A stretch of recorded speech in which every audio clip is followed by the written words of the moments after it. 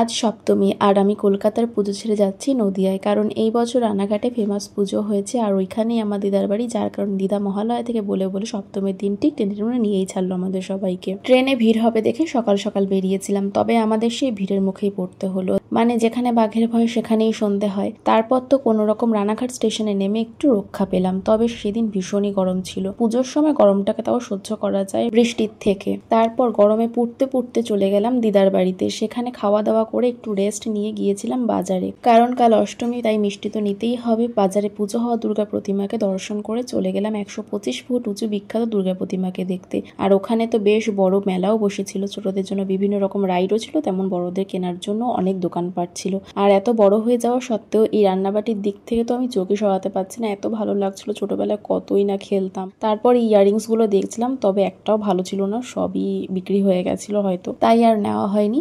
ভিডিওটা এই পর্যন্তই। ভালো লাগলে লাইক করে দিও। টাটা।